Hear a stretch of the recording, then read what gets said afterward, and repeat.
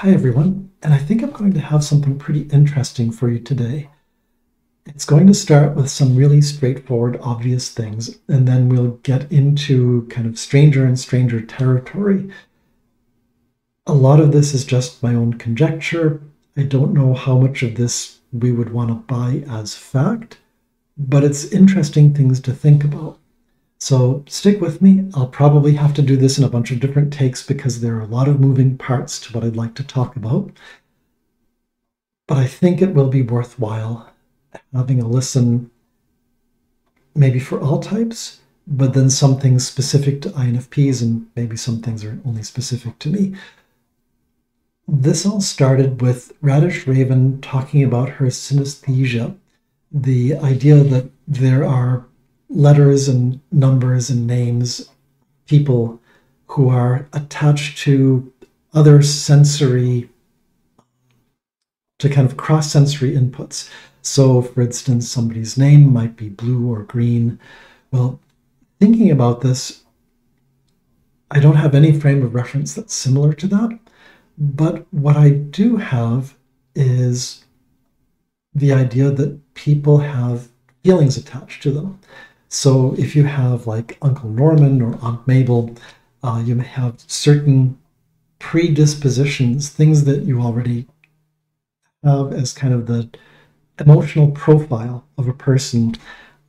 So when you go into engaging with someone that you've known before, you sort of process that and respond with your feelings in a way that kind of connects feelings with emotions and with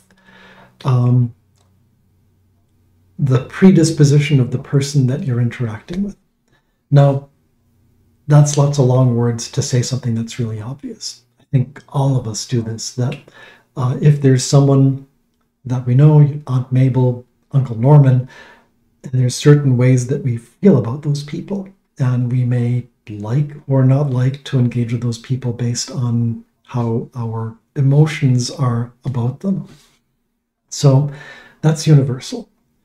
Where things, and I want to add to that of course, we don't always go into engaging with people with a clean slate.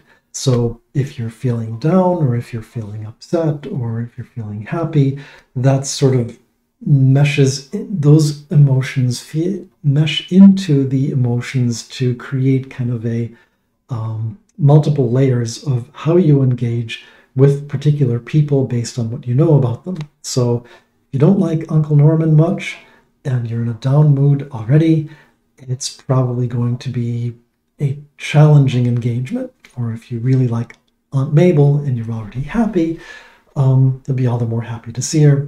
Again, this is really obvious stuff. The thing that makes it not obvious is that we don't think about it, that we just do this without really thinking about, well, you may consider, or I may consider, what do you think about Aunt Mabel or Uncle Norman, but not that, oh, this is something that we do as human beings. We have an emotional context for other people that we adjust over time based on our interactions. And then this is kind of the template that we use with that person to engage with them. So it's interesting to point out where things do get more interesting, and this is kind of starting to get into the FI frame, is that those templates are not something that's necessarily set in stone. We are responsible for the templates that we build for other people.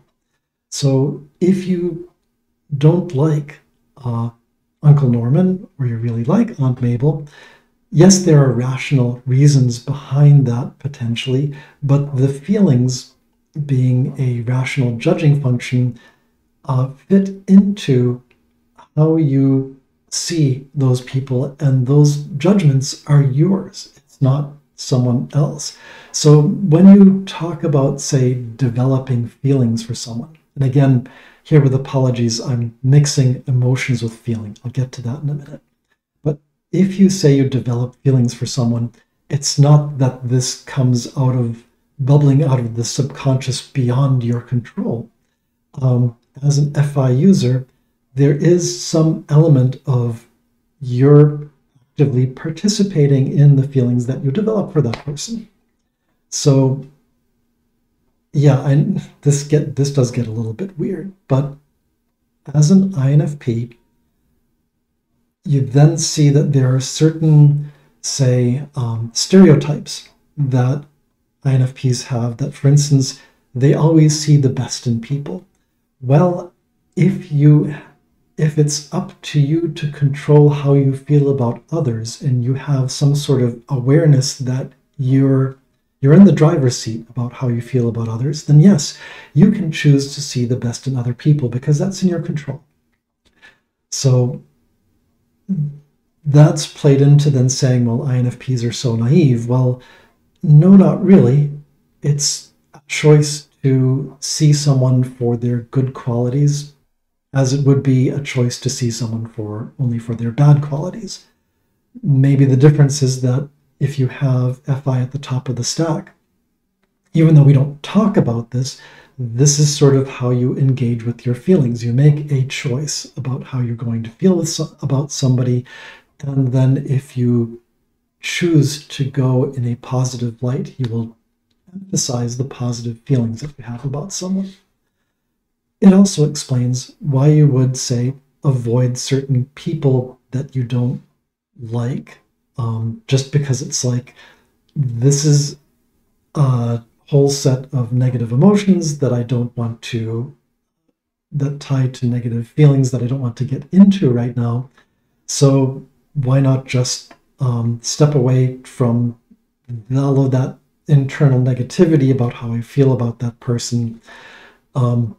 Sometimes you may want to feel that negativity and engage with that person anyway. That's where you might get some kind of potential blowout outcome, or renewed feelings of, or strengthened feelings of dislike that are in your purview. It's in your choice to decide, going to engage, and oh, I've just verified that I don't like that person again, and you reinforce those negative feelings. But again, it is your choice.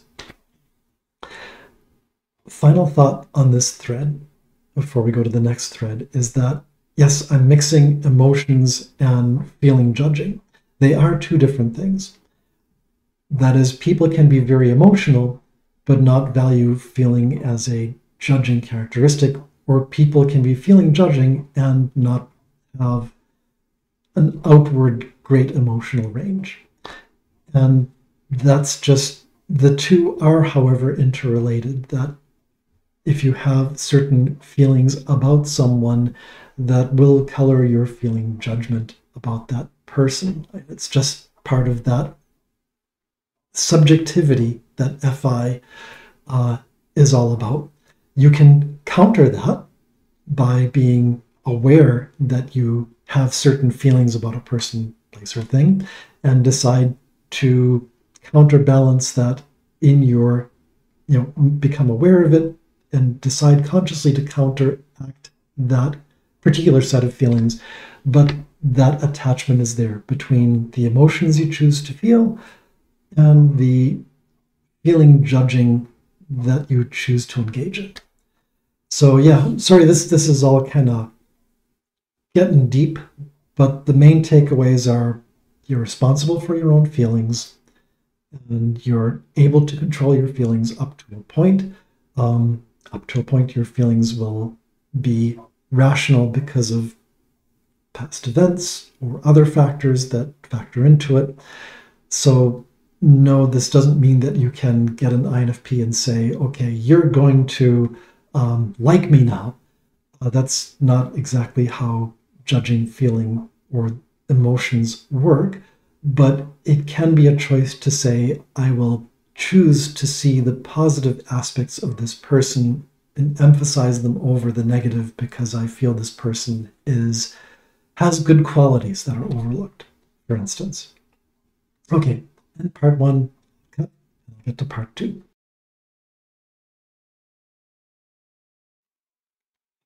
All right, now on to part two, where I want to talk about FE versus FI.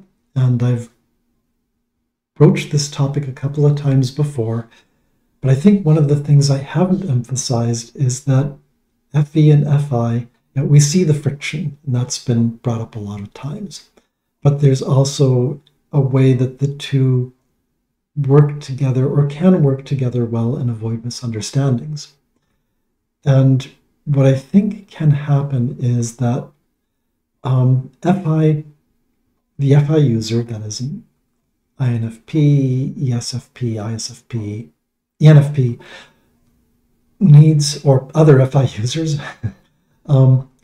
need to be mindful of how an FE user kind of sees the world and works. That is,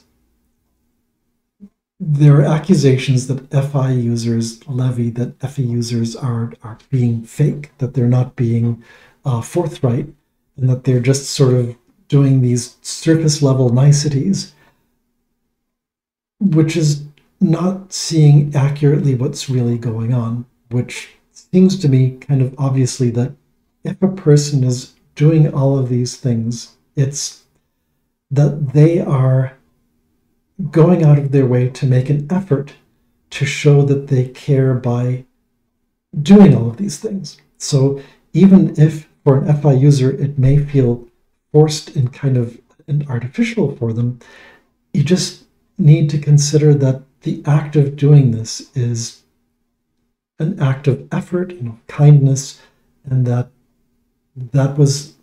that's sort of a way to appreciate what the FE user is doing. From the FE user's perspective, or what obligates then an FI user, is to try and plug back into how to work with an FE user. And that is, don't just bring everything in and let it sit internally, but try and say what's in your heart, what's actually going on internally, and then bring this out as a sort of gift of your own to say, I don't know how to do this dance of social niceties, but in an awkward way, I can state how I feel about this authentically. Sorry, I'm using some of this generic language that's come up around FE and FI, but express how I feel authentically, emphasizing these positive qualities. That plugs then back into, if you feel these particular ways, you build your own template about other people and you choose to focus on the positive aspects of other people, then it is an authentic thing to turn around and say, this is how I feel about you as a person, and have it be a positive experience for everyone. It ends up looking FE-like, and that's where people have, on more than one occasion, said I'm an ISFJ because they think that they see FE, but what they're seeing is not me making nice, it's me creating the feelings about the other person, and I have to feel what I'm going to express about that other person, but you're, in a sense, manipulating those feelings. It makes it sound bad, but you're accentuating the things that you see in another person that are positive and choosing to engage with those positive things. And that is sort of an FI-NE move to, it's an INFP or potentially an ENFP move to say, I see the valuable and positive things in you, and I'm going to, in a cringy and awkward way, express how I feel about these things to you, because this matters to me and you matter to me. So, with apologies, this all does sound awfully cringy, but that's kind of where I see the FE-FI relationship can actually work pretty well, that you appreciate what an FE user brings to the table, you see it for the sincerity of effort and the goodwill that's brought to the table, and then for your turn to be able to bring out something of yourself, especially INFPs, bring out something of yourself to express to the other person so that they have something to cling to say, okay, does this person actually like me? Or, you know, what's going on with the feeling judging? Or is it just all interior and we're just all left guessing as to what's actually going on? And to that point, there is this concept of masking. What I'm describing here, from my perspective at least, is not masking. It is, again, a lot of effort to put this template in to see the positive in other people and accentuate and look for those positives and engage with people in a positive way. It is maybe more effort than just being able to do the niceties and walk through kind of the pleasantries, which FE users do with such skill, where FI users are left stumbling kind of awkwardly like I'm doing here. I should also mention that there are many people who may have FI backslot who won't be in tune with their feelings. They won't be aware of how they feel about things. And in a sense, I would say for FI users, ENFPs, ESFPs, INFPs, ISFPs, to the extent that you can, to let other people off the hook if they're thinkers that have got kind of this lower stack feeling judging that's going on, and may have with that emotion, they will have emotions that are separate, but the two are linked enough that there can be an emotionality that they're not fully in tune with. So I have seen folks with lower stack FI that can be somewhat challenging. And there, it's just, you need to have an understanding the same way that one would hope someone who's got TI first or second slot is understanding that not everybody is TI first and second slot, and sometimes you just need to sit down, kind of walk someone through logic and help explain a logic problem. Or if they're not TE at the top, to kind of say, okay, let's sit down and plan a process with you together and like put together a plan and figure out how to solve the problems at hand. For FI folks, there's an equal forbearance to say, yes, I'm seeing that you're having these issues of, having these different emotions and expressing, anger or sadness or getting upset at me, and just understand that not everyone is that much in touch with their feelings, doesn't have that much awareness of feelings. They experience them probably as powerful as anybody else. But when you don't pay attention to kind of what's going on internally, that can lead to these blowouts. And it's then kind of up to you, ISFP, INFP, to understand that not everyone is in your position of control.